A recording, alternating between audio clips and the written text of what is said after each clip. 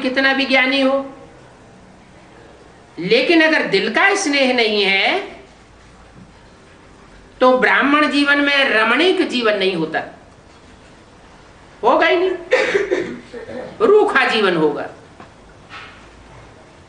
क्योंकि ज्ञान में स्नेह के बिना अगर ज्ञान है तो ज्ञान में प्रश्न उठते हैं, क्यों, क्या। लेकिन स्नेह ज्ञान सहित है तो स्नेह ही सदा स्नेह में लवलीन रहते हैं। स्नेही को मेहनत नहीं करनी पड़ती याद करने की। क्या, जो स्नेही होगा उसको याद करने के लिए कोई कठिनाई नहीं होगी, सहज याद हो जाएगी। स्नेह कैसे होता है?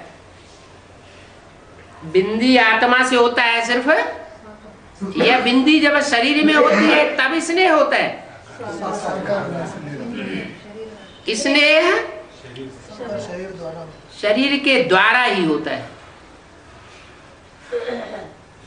कोई कहते हैं हमें सुप्रीम सोल बाप से बहुत स्नेह,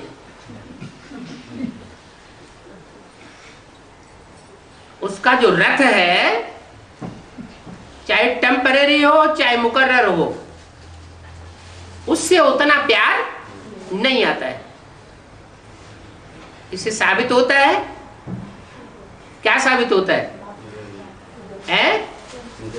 कि वो आत्माएं विधर्मी आत्माएं हैं। जैसे इब्राहिम, बुद्ध, क्राइस्ट, गुरु नानक, वो स्वर्ग में प्रवेश नहीं कर सकते, पांव भी नहीं रख सकते। ऐसे ही जिनको ऐसा अनुभव होता है और दूर दराज के हैं,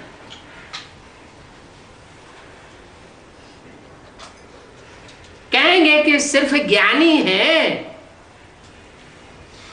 लेकिन स्नेही नहीं है। जो द्वापर युग से शंकराचार्य आता है,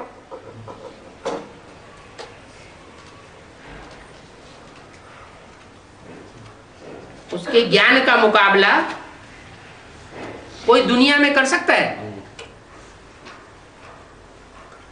पहले भी नहीं किया और अभी भी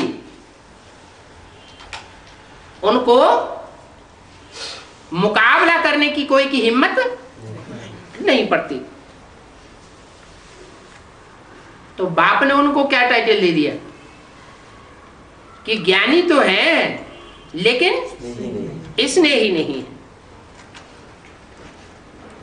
स्नेह नहीं है तो याद करने की मेहनत करनी पड़ती है। बिंदु को याद करने के लिए मेहनत करनी पड़ती है, या बिंदु की याद सहज ही आती है? मेहनत करनी पड़ती है, बार बार बिंदु खिसक जाता है। क्यों? क्योंकि स्नेह ही नहीं है।